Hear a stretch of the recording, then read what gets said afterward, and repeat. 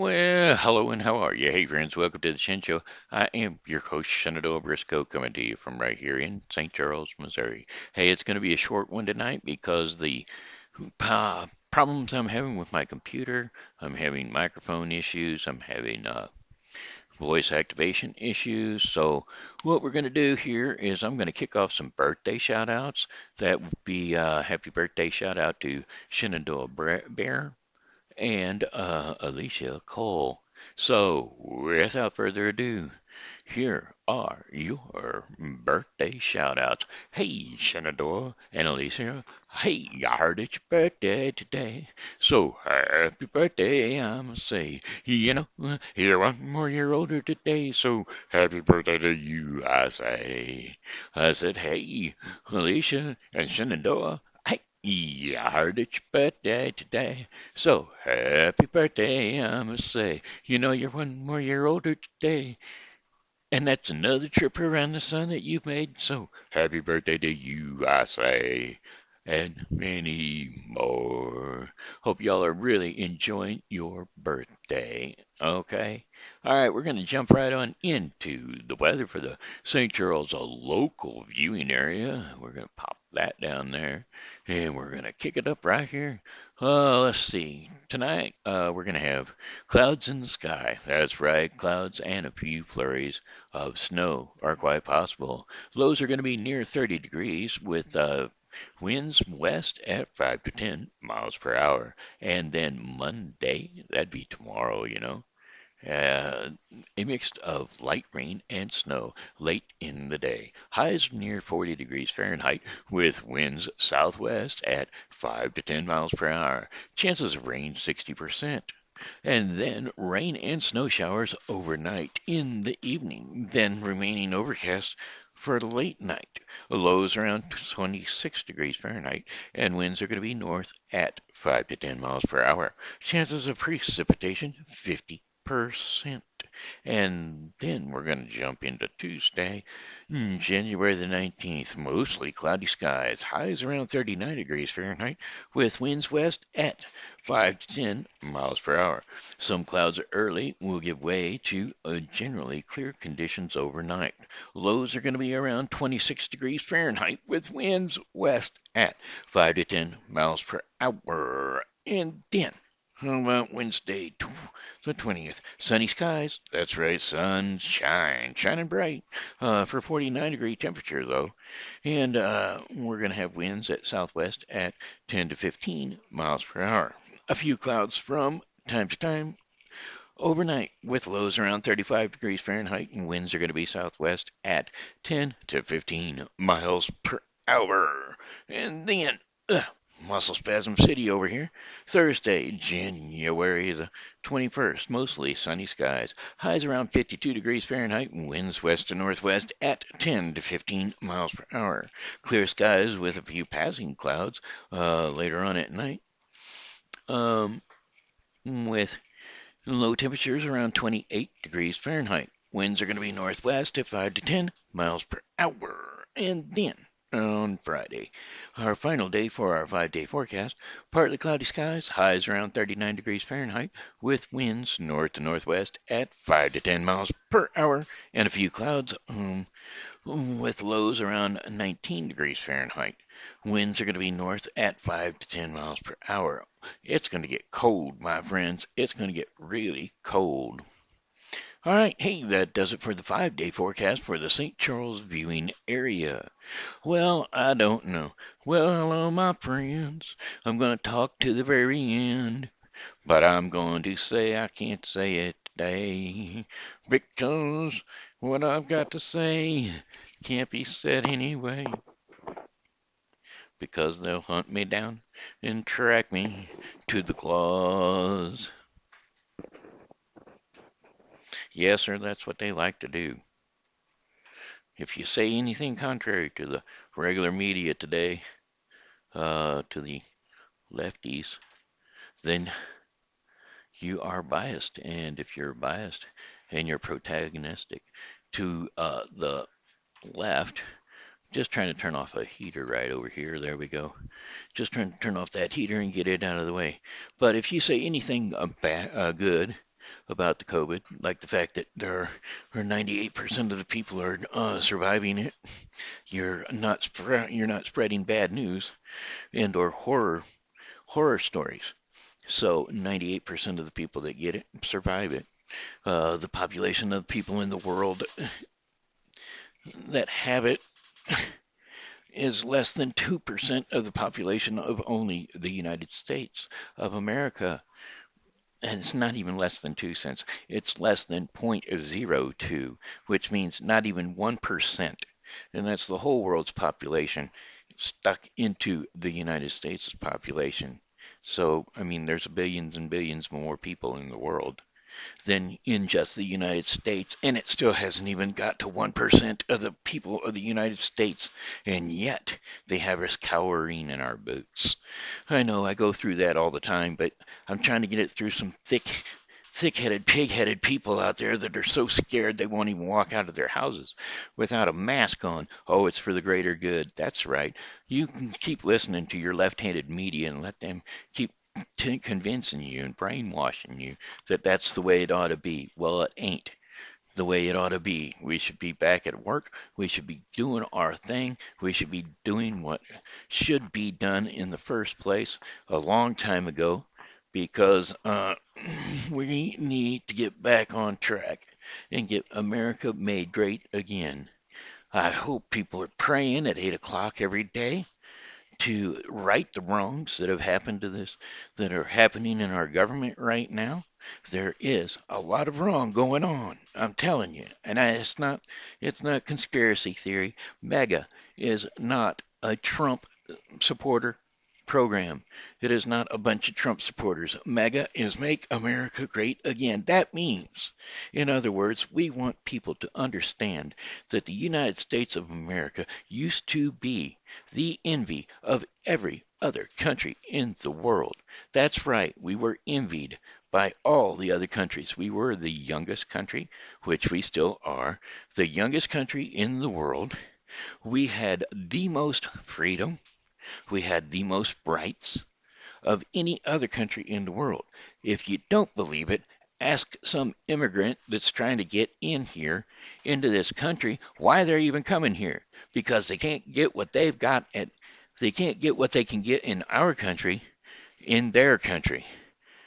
They can't get it there. Otherwise, they would stay there. They are not treated well there. They are running for their lives because, oh, they might believe in the same religion that most of the United States believes in, the Christian religion, which is what our country was built upon in the first place. But nobody wants to hear that. Everybody wants to live for the minute and live however they want to live. Be they don't want to be preached to about. They're afraid that somebody's going to find out what's in their closet. They don't want to hear anything bad that's going on in our that the reason that things are going bad in our country. It's because everybody wants to feel good, do whatever they feel is right. Well, what you feel is right and what is right is not right. I mean, there is a difference. Pull out the good book every now and again. Take a look inside it. Read some things. Learn some things. Learn from the past, the history. I mean, we had history books in the United States, but we've got whole paragraphs, chapters, and things of the whole United States' history has been wiped out, wiped clean. We don't have a history in the United States anymore. It's been cleaned out. BLM. BLM doesn't want our history to be the way it was. Go and look for Grant's tomb. Go and look for uh, Thomas Jefferson's horse. Go and look for something of that nature. It's not going to be there. You can't find it because, well, what side of the war were they on? Well, they were on the Democrat side of the war, but nobody wants to hear that one either. The Republicans are the one. Yeah, that's right. The Republicans. Abraham Lincoln, a Republican president, is the one who freed the slaves. Oh, oh my goodness. Believe that. A Republican My goodness. And what would the left have you believe? What would the school districts who get funded by the government, what would they have you believe? They would have you believe that that is part of history that we want to sweep under the rug. We don't want anybody to understand that there was a war fought in this country to make sure that the black people had rights as well as the white people. And as trying, this war has been going on for 200 years now, people. And guess who it is that keeps putting you down and keeping you down? It's the Democratic Party, the Democrat Party, not Democratic Party. That would be both parties. But MAGA is a party of its own, and you're going to find that out. It's going to be brought up. It's already been out there. It was called the Patriot Party. But if they turn around and they call it the Mega Party, I'll tell you what, there ain't never going to be another election that's going to be lost the way that this one was stolen. It won't happen again. I'm sorry to tell you, but it won't happen again. I digress. Maybe I'm going to lose part of my constituents. Maybe I'm going to gain a million constituents, but I don't care either way. I'm not doing this for any kind of popularity quiz anymore. I'm tired of it. I'm tired of listening to it. I'm tired of people bashing me over the head with it and not letting me say my piece. Well, my piece is being said today. It's going to be said every day when I get on here. And if I lose all the people that are listening, hey, I do it for the fans, but I've been doing it for me too. Generally, I sing. Well, I think I will sing. Even if I have a horrible voice, I'm going to sing a song.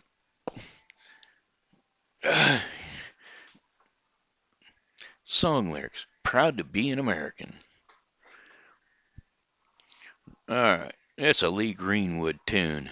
If tomorrow all things were gone, I'd worked for all my life, and I had to start again with just my children and my wife.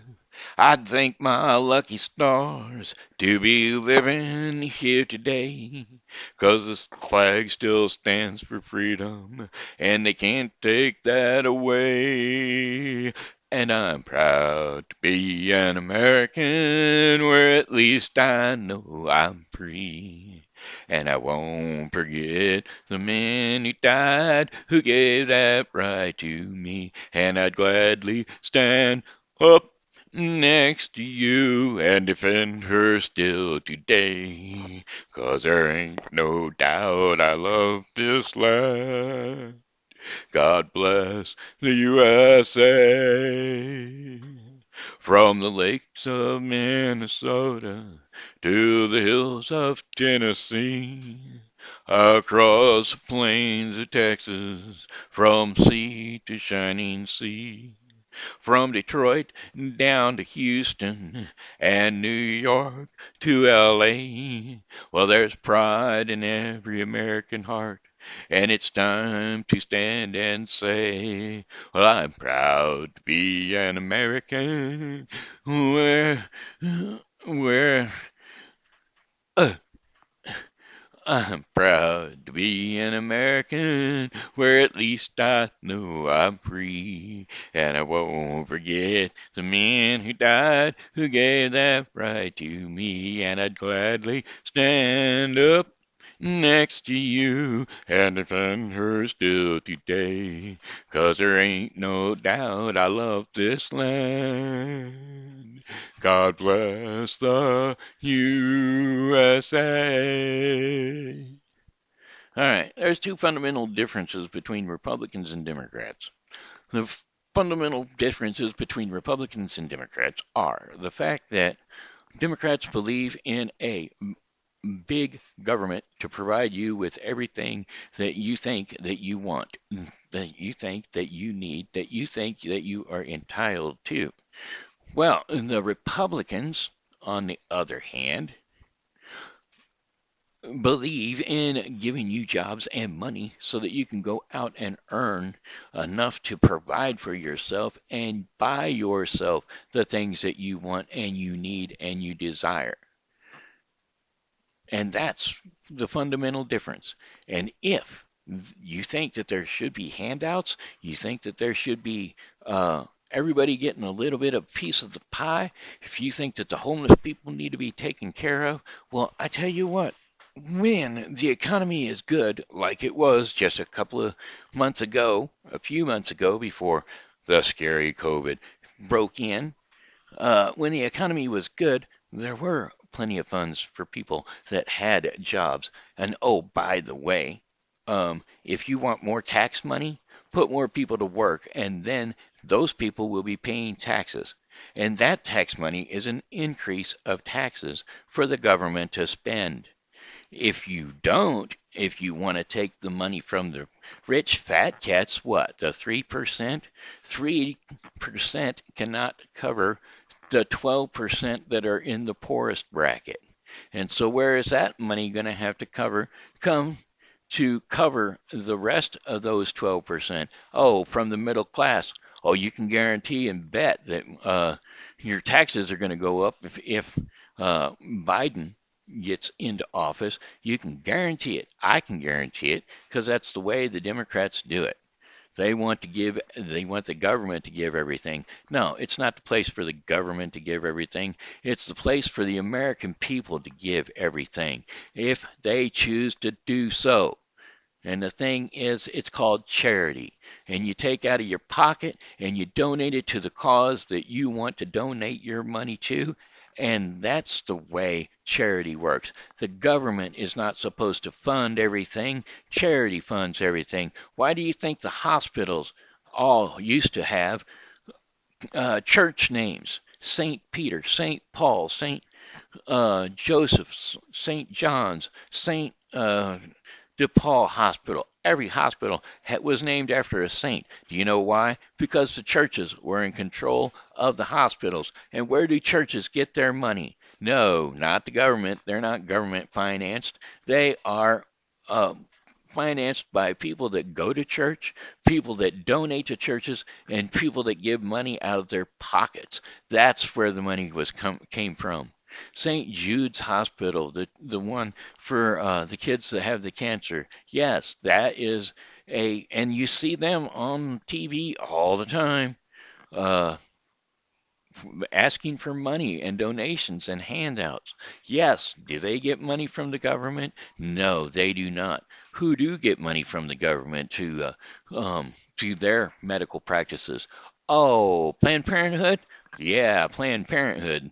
They do their medical work out of money from the government, but not St. Jude's. No, sirree. You can check their books. They don't get a government handout. So that being said, take a look at it again, folks. See what you're getting yourself into. See what you have done to yourselves. Boy, I tell you what, I've just about had it. Anyway, Shen show stuff. That means it's time to read a bedtime story for the kids. Well, let's see. Fairy tales? Well, we're about to live in a fairy tale world.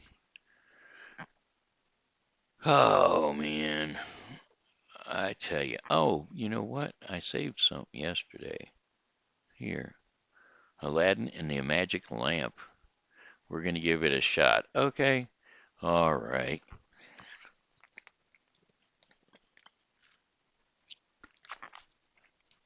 Okay, my friends, it's time for TV Grandpa to start telling the stories.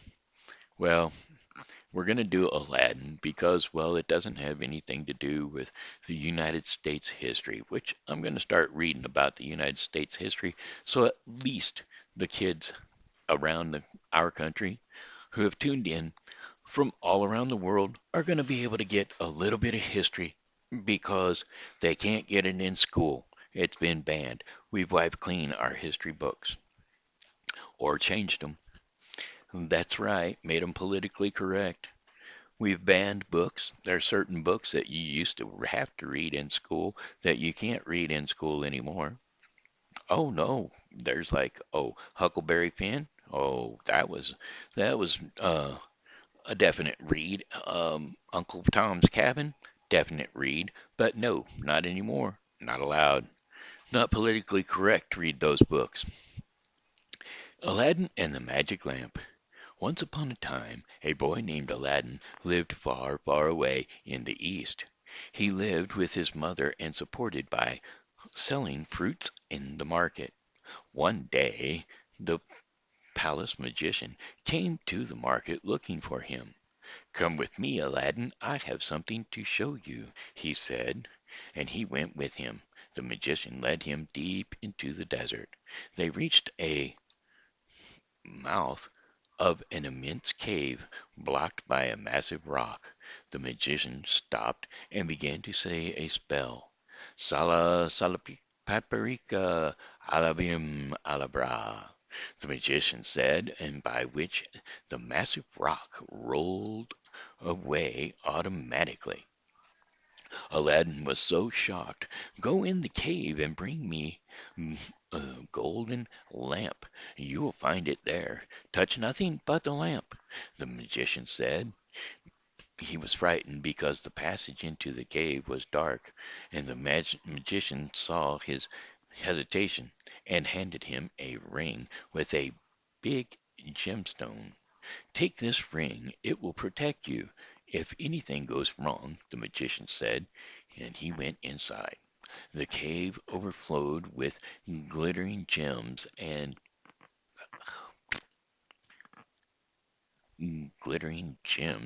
gold coins.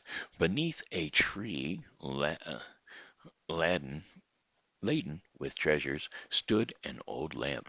This must be it. But why would he want something so old and worthless? "I should take one for my mother as well," he wondered. The moment Aladdin snatched the treasure, the whole cave began to shake with a thunderous booming sound. He took the magic lamp and he ran towards the mouth of the cave. He asked the magician for help, but he just wanted the lamp and told him to throw it. The way the for entry and exit was now closed. He was left all alone in the dark, terrified. "It's so dark and cold here. I can't. I wonder. I want to go home to my mother," he cried. He rubbed the gemstone on the ring that the magic magician gave him, and suddenly it began to glow until its light filled the cave. The bright light was gone away and carried him home. Stunned, he looked at the ring and saw that the gemstone had vanished. Aladdin told his mother all about his adventure in the cave and about the magician and his ring. "Mom, take a look at the magic lamp," he said. His mom rubbed it, and suddenly something incredible happened. A genie appeared and asked him for a wish. He was frightened, but was excited that the genie could grant him a wish. He commented he commanded him to get some delicious food as some as the palace as the same as the palace, and within moments the table was loaded with tasty treats. Dishes appeared before him. The genie's magic made Aladdin very wealthy, and one day he came to the Sultan with magnificent gifts and treasures. "Your Majesty, I have come to ask for your daughter's hand in marriage," he said, and the Sultan was very pleased, but the princess was unimpressed by his treasures. He was disappointed and did not want to give up on the beautiful princess. He asked the genie to help him, and then the genie created a magic carpet. The magician, who was watching him from across the room, realized that he had had the magic lamp. Turning to the Sultan, he told him to order Aladdin to raise a new palace as he took the princess on the ride through the skies on his magic carpet, and they had a wonderful time. Touched by his kindness and the beauty that he showed her, the princess decided to open her heart to him. As soon as he returned from the magic carpet ride with the princess, the Sultan ordered him to build a palace. Aladdin rubbed the lamp and asked the genie if he could build a palace for him. And the genie agreed, and in some minutes he made a beautiful palace for his master. Aladdin was now able to marry the princess. However, the magician was still unhappy. He felt that the magic lamp should have been his, and that Aladdin had stolen it from him. One day the magician came to visit Aladdin's palace, and Aladdin himself was out hunting.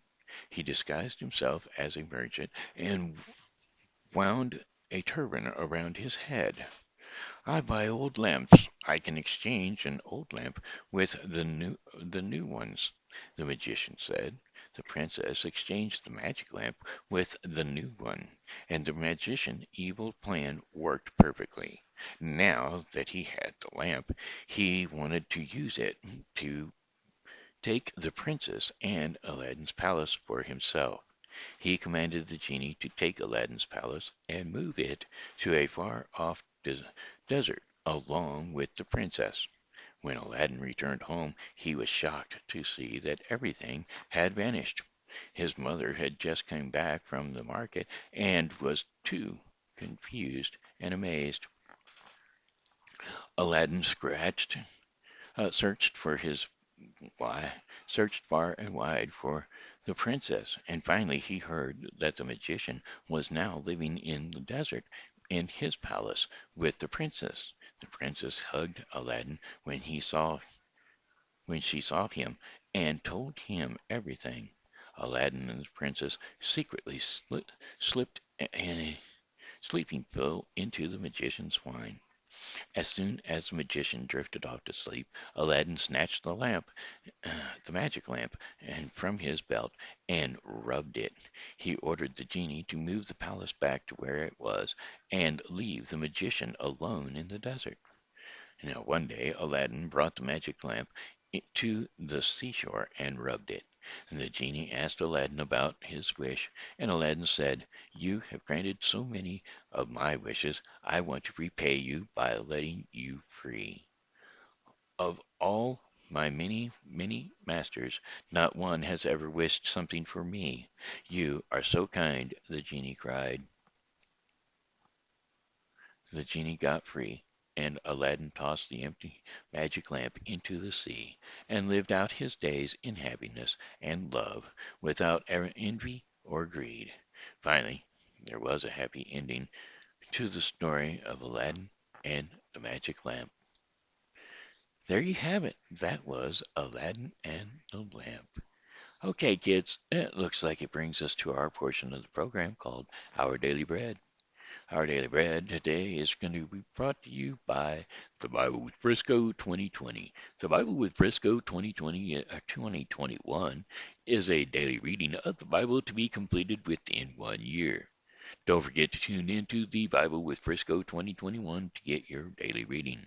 Today's daily reading will be Genesis 41 through 42 and Matthew 12, 1 through 23.